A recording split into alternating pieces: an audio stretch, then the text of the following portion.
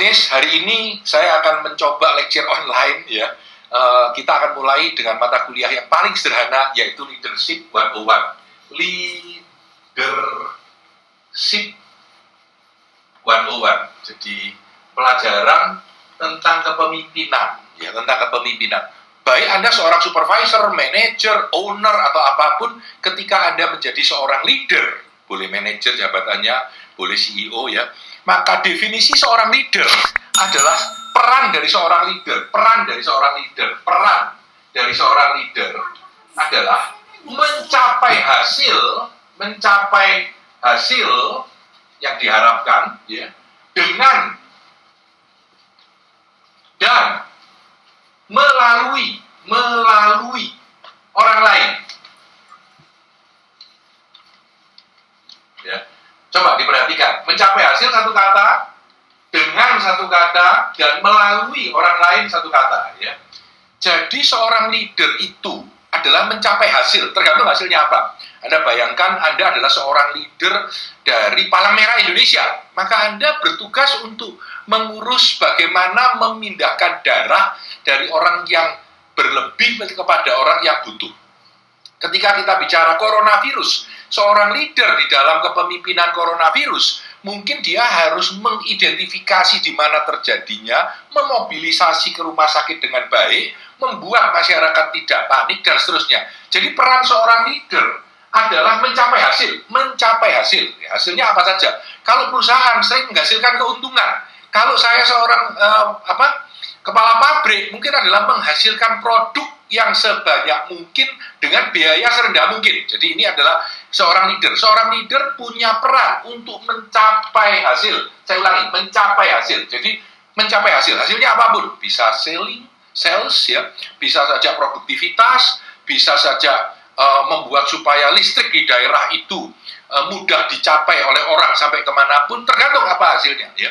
Mencapai hasil, yang pertama. Yang kedua, dengan itu berarti seorang leader juga harus berperan aktif untuk melakukan sesuatu untuk mencapai hasil tadi. Kata dengan ya. Dan yang ketiga, kata melalui orang lain. Melalui orang lain berarti kita harus membawa anak buah kita, bisa 1 orang, bisa 1000 orang, ya, untuk bersama-sama melakukan sesuatu untuk mencapai hasil itu. Ya, saya ulangi, 3 elemen penting. Mencapai hasil. Untuk mencapai hasil, biasanya kita akan berpikir tentang produktivitas. Kita akan berpikir tentang strategi. Kita berpikir tentang bagaimana mencapai sesuatu itu dengan teknik yang paling baik, yang paling menguntungkan, dengan marketing yang paling cocok. Ya. Ini mencapai hasil dengan berarti saya harus mampu memanage diri saya semaksimal mungkin, supaya saya ketika memanage time management saya, ketika memanage kemampuan saya untuk berbicara, ketika memanage bagaimana saya harus memilih tindakan yang saya lakukan itu dengan melalui orang lain, berarti saya harus bisa memerintah, mengcoach, mendelegasikan pekerjaan, membimbing siapapun di bawah saya untuk semuanya bisa bertindak dengan baik supaya mencapai hasil itu. Jadi ada 3 elemen penting, yaitu mencapai hasil, ya, yaitu bagaimana dengan berarti diri kita sendiri, memanage yourself, dan yang ketiga memanage orang lain, ya, dengan segala macam tekniknya, komunikasi yang baik, delegasi yang baik, persuasi, ya, memerintah, dan lain-lain. Jadi kalau saya gambarkan secara sederhana, seorang pemimpin, ya, itu harus mencapai hasil. Ya. Lalu di sini ada orang lain.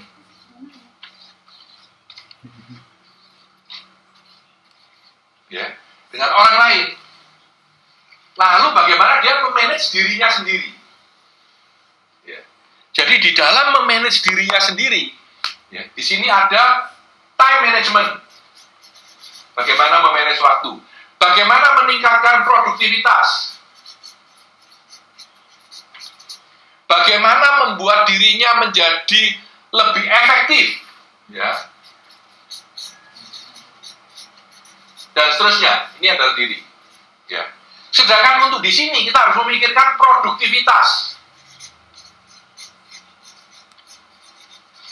Kita harus memikirkan strategi, taktik, action, tindakan ya, hasil.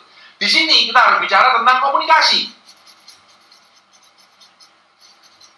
Kita bicara tentang delegasi. Kita bicara tentang coaching. Kita bicara tentang bagaimana kita mempersuasi. Ini persuasi. Supaya orang-orang ini bisa bekerja dengan sangat efektif bersama-sama dengan saya sebagai pemimpin untuk mencapai hasil yang diinginkan. Ini leadernya. Leader ini bisa berupa seorang CEO, bisa seorang supervisor, bisa seorang manajer, bahkan sering-sering adalah seorang non-formal leader. Non-formal leader itu artinya seorang pemimpin yang dianggap pemimpin oleh teman-teman sejawatnya, padahal jabatannya sama dengan orang-orang lain. Jadi ini adalah esensi awal pemikiran tentang leadership. Bagaimana kita sebagai seorang leader harus mampu mencapai hasil ini, mencapai hasil ini. Ya. Ini target, dan di sini ada KPI-nya, ya, Key Performance Indicator. Saya diukur dengan apa? Dengan jumlah sales. Misalkan saya adalah sales manager, maka jumlah sales saya harus mencapai berapa? Harus mencapai target. Ya. Dengan berarti saya juga ikut jualan, melalui berarti anak buah saya harus mampu jualan dengan masing-masing target yang saya berikan. Ya. Jadi ini adalah esensi dasar dari sebuah kepemimpinan, baik untuk seorang supervisor, manajer, pemilik bisnis, ataupun CEO. Ya. Ini adalah awal dari pemikiran leadership kita. Kalau kita mau membuat leadership kita menjadi hebat, pikirkan dulu 3 elemen ini. Hasil apa yang kita ingin capai, dengan cara apa kita akan mencapai hasil itu, bagaimana kita bertindak, apa yang penting dari diri kita, apa yang penting kita mampu lakukan, bagaimana saya memanage waktu saya, bagaimana saya bisa lebih efektif, dan bagaimana saya bisa melalui orang lain, anak buah saya, ya, formal ataupun informal, 3 ataupun 300, ya, supaya mereka juga bisa bersinergi dengan saya. Kata sinergi ini menarik, ya. Sinergi itu definisinya adalah 1 tambah 1 hasilnya lebih besar dari 2, bisa 3, bisa 5. Artinya dengan adanya saya, dengan adanya anak buah saya, kita bersinergi, kita akan jauh lebih bagus hasilnya daripada saya bekerja sendiri atau anak buah saya bekerja sendiri. Saya kasih contoh. Misalkan anak buah saya mampu mendatangkan teman-teman untuk beli sesuatu, tapi anak buah saya tidak mampu meyakinkan mereka, maka para anak buah saya akan mengundang semua orang itu datang ke acara dan saya yang berbicara. Dengan saya berbicara sekaligus kepada 50 calon pelanggan, maka 50 itu mungkin 50%-nya beli. Ya. Tapi anak buah saya tidak mampu untuk meng-closing para pembeli itu. Jadi ini adalah sinergi. Saya sendiri tidak akan mampu meng-closing 25 orang karena tidak punya cukup waktu. Anak buah saya yang ada 5 orang itu tidak mampu meng-closing masing-masing calon kliennya. Tetapi dengan 5 anak buah saya mendatangkan 50 calon pembeli dan bertemu dengan saya berseminar menceritakan tentang kehebatan produk saya, maka saya mampu meng-closing dari 50 orang itu, 50%, 25 akan close dan beli barang kita. Ya. Artinya saya sendiri tidak mungkin bisa jual 25, anak buah saya sendiri tidak bisa jual banyak. Tetapi ketika kita bersinergi bersama-sama mencapai hasil, maka akan tercapai hasil yang lebih baik, lebih besar. Karena itu sebenarnya esensi seorang manajer adalah bagaimana saya bisa bersinergi dengan anak buah saya untuk mencapai hasil yang diinginkan. Baik saya seorang supervisor, seorang manajer, seorang owner, seorang entrepreneur, ataupun seorang pemimpin sebuah perusahaan yang besar, bahkan pemimpin pemerintahan. Terima kasih, saya Tanadi Santoso, sukses selalu untuk Anda.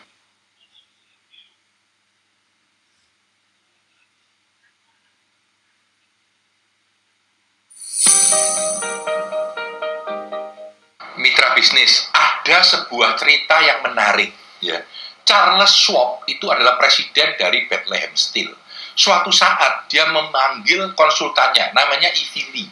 Jadi dia panggil Ivy Lee dan bilang, berilah saya satu saran saja yang kalau saya pakai bisa membuat saya lebih efektif sebagai seorang pemimpin. Nah, Ivy Lee pulang, dia ketik sebuah saran buat bosnya Charles Schwab ini besoknya diberikan dalam sebuah amplop, dan Charles Schwab membuka dan melihat saran itu, dia baca. Oke, dia tutup, dia bilang, oke, saya akan coba praktekkan saran Anda. Dan nanti saya beri Anda fee sejumlah kualitas dari saran ini buat pekerjaan saya. Nah, yang menarik, 3 minggu kemudian, dia panggil lagi Ivy, dan dia kasih satu cek 25.000 US dollar. Dan ketika menerima, Ivy kaget bilang, Pak, kok banyak banget duitnya? Dan dia bilang, Anda tidak tahu, saran Anda itu ketika saya praktekkan, hasilnya begitu luar biasa, dan harga itu murah buat saya. Bethlehem Steel pada saat itu jadi perusahaan yang paling hebat, dan Charles Schwab, pemiliknya ini bilang bahwa kita sukses itu salah satu gara-gara sarannya Ivy. Anda tahu sarannya apa? Jadi sarannya adalah, listkan 1, 2, atau 3 hal terpenting yang harus Anda kerjakan hari ini di pagi hari. Apa yang paling penting? 1, 2, 3 saja. Ya. Lalu kerjakan yang nomor 1 sampai selesai. Atau buntu, kalau buntu nggak bisa selesai sudah. Baru kerjakan nomor 2 sampai selesai. Kalau sampai malam itu hanya 2 aja yang selesai, Anda sudah oke. Besok diulangi lagi. Dan fokus hanya pada yang nomor 1 dulu. Kalau selesai baru nomor 2, selesai baru nomor 3. Kalau selesai masih ada waktu lain, baru lihat yang lain. Jangan mikirin yang lain. Dan saran ini diajarkan oleh Charles Schwab kepada semua manajernya untuk selalu fokus pada hal yang terpenting di dalam pekerjaannya. Dan ini menjadi sebuah legenda yang menarik, dan bisa Anda cari di Wikipedia cerita dari Charles Schwab dari Bethlehem Steel dengan Ivy ini. Kalau kita bagi pekerjaan itu, dibagi 4 begini, maka yang di sini itu penting, yang di sini itu mendesak, urgent. Terbagi dalam 4 kelompok. Kalau Anda lihat, di sini tidak penting dan tidak mendesak.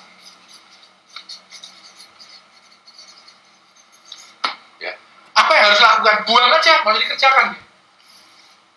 Sama sekali nggak usah. Tapi kalau yang di sini mendesak, tetapi tidak penting.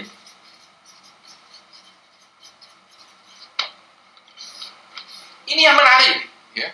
Ini banyak dari kita terganggu. Misalkan, saya punya teman datang di Surabaya, kebetulan teman ini ngejak saya makan, dan dia bilang, nanti jam 4 sore saya sudah pulang loh Pak Sar, kalau ada waktu nanti siang makan ya. Padahal siang saya punya janji lain. Tapi ini teman, dan persoalannya gini, teman ini penting nggak? Kalau teman ini tidak penting, dia mendesak, karena harus saya selesaikan siang ini. Jadi saya akan mengalahkan pekerjaan penting lain, tapi yang tidak mendesak. Sehingga saya akan pergi makan, pulang saya mikir, iya tadi waktuku habis hanya untuk diskusi yang tidak penting saja.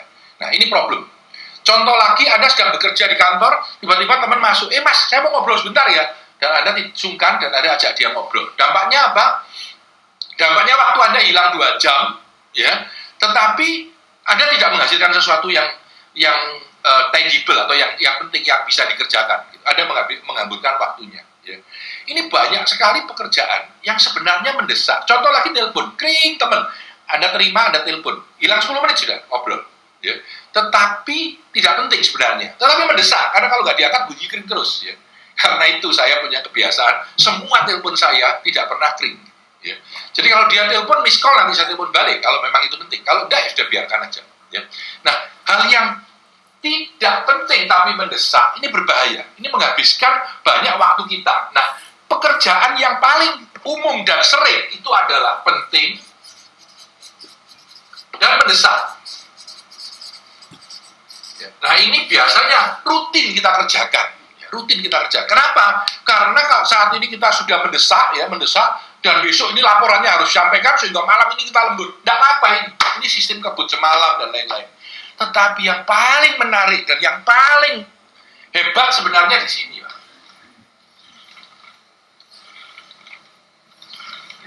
Pekerjaan yang penting tetapi tidak mendesak.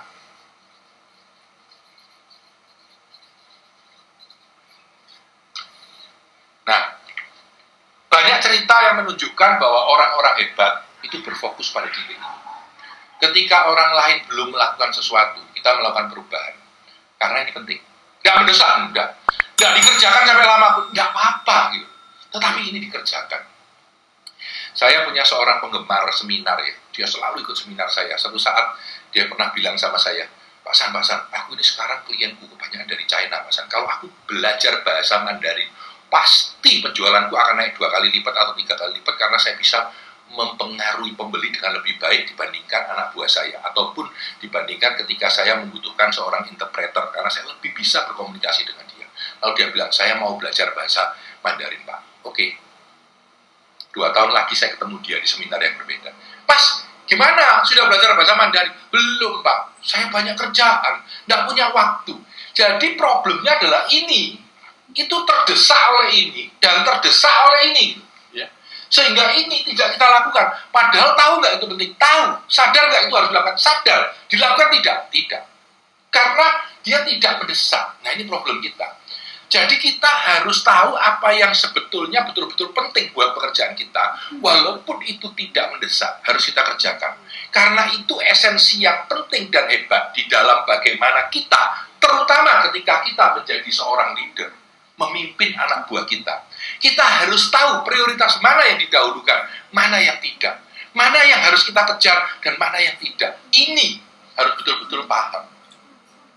Nah, ada satu lagi. Banyak sekali orang-orang yang tidak sadar tentang apa yang harus diperhatikan dan apa yang tidak. Jadi ada sebuah teori sederhana tentang bagaimana kita memilih supaya kita bisa, ini antara 2 pilihan ya. Lihat. Maximizer dan satisfier. Maximizer adalah orang yang memaksimumkan dirinya. Kalau kamu disuruh, Pak, tolong risetkan tentang hotel yang akan kita pakai. Wah, semua hotel diriset, dicari, comparison harganya, dipilih, didatangi tempatnya. Ya. Kalau satisfier pilihannya mana? 3. Ya udah yang nomor 2 aja. Gitu. Ya. Ini disebut maximizer, memaksimumkan diri.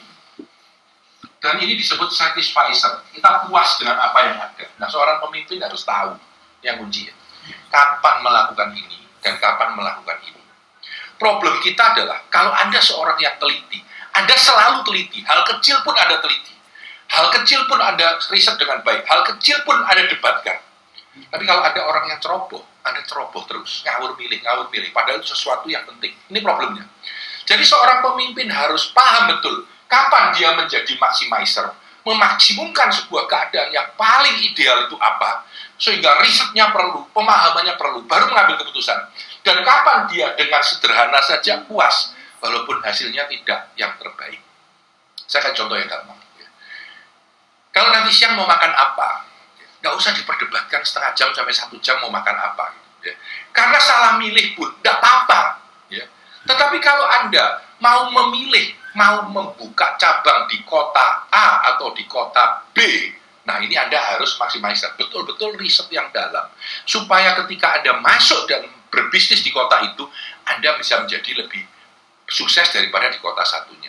Jadi kita punya kebiasaan, kalau kita orangnya hati-hati, kita selalu hati-hati.